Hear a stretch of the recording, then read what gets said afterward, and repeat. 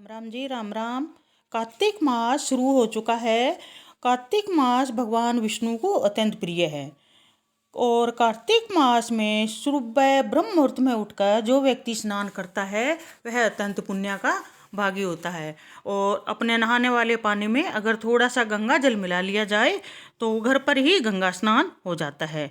कार्तिक मास में श्रीमद् भागवत गीता, कार्तिक महात्म और पूजा पाठ जप तप ध्यान आदि करने से अत्यंत गुणा फल मिलता है। इसमें तुलसी पूजन का विशेष महत्व बताया गया है और दीपदान का भी विशेष महत्व बताया गया है। बोलो विष्णु भगवान की जय।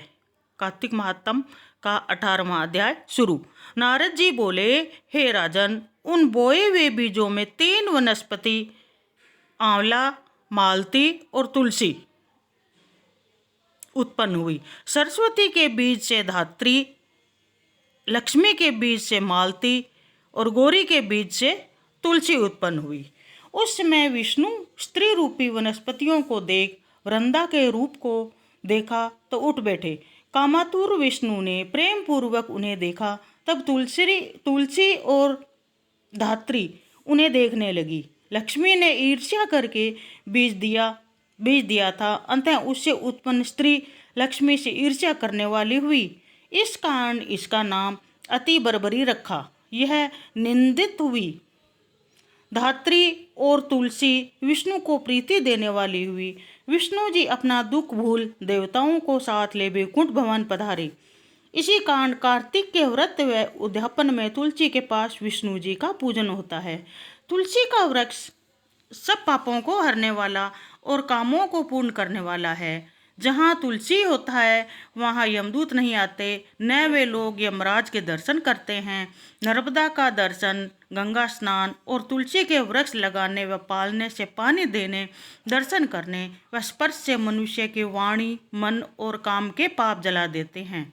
जो तुलसी की मंजरियों से विष्णु व शिव की पूजा करता है वह गर्भ में नहीं आता और मुक्ति को प्राप्त हो जाते हैं। पुष्कर जैसा तीर्थ, गंगा जैसी नदी, वासुदेव जैसे देवता तुलसी दस में निवास करते हैं। तुलसी के जड़ की रज लगाकर प्राणों का त्याग करने वाला पापों से मुक्त हो विष्णु के समीप रहता है। तुलसी की लकड़ी धारण करने से पाप स्पर्श नहीं करते। हे राजन, तुलसी की छाया में किया श्राद्ध अक्षय होता है, अतः वही पिंड देना चाहिए। और आंवले की छाया में पिंड दान से नरक में भी पितर मुक्त हो जाते हैं। आंवले का फल तुलसी व द्वारिका की रज शरीर में लगाने वाला जीवन मुक्त कहा जाता है। आंवले व तुलसी दल मिले जल के स्नान से गंगा जल के स्नान का फल मिलता है। तीर्थ, मुनि, देवता कार्तिक मास में तुला राशि के सूर्य में आंवले के वृक्ष में निवास करते हैं। जो मनुष्य द्वादशी को तुलसी तथा कार्तिक में आंवले के फल तोड़ता है वह नरक को प्राप्त होता है। जो व्यक्ति कार्तिक मास में आंवले की छाया में अन्न करता है उससे वर्ष भर के पाप नष्ट हो जाते हैं। आंवले के नीचे विष्णु की पूजा करने से पूरे क्षेत्रों में विष्णु पूजा का फल मिलता है। विष्णु की महिमा की भांति तुलसी व आंवले का महात्म्य ब्रह्मा भी नहीं कह सकते। आंवले व तुलसी के जन्म की कथा भक्ति से सुनने व सुनाने से मनुष्य निष्पाप हो जाता है और पूर्वजों सहित विमान में बैठकर स्वर्ग को प्राप्त करते हैं। कार्तिक महात्म का 18वां अध्याय समाप्त। बोलो विष्णु भगवान की जय। श्री कृष्ण गोविंद हरे मुरारी, हे नाथ नारायण वासुदेवा। श्री कृष्ण गोविंद हरे मुरारी, हे नाथ नारायण वासुदेवा। हे नाथ नारायण वासुदेवा। श्री कृष्ण गोविंद हरे मुरारी, हे नाथ नारायण वासुदेवा।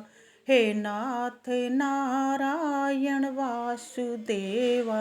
श्री कृष्ण गोविंद हरे मुरारी, हे नाथ नारायण वासुदेवा। हे नाथ नारायण वासुदेवा।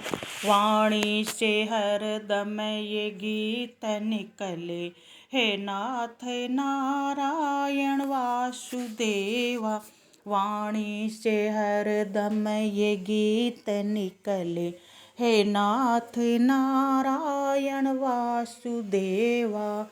श्री कृष्ण गोविंद हरे मुरारी, हे नाथ नारायण वासुदेवा।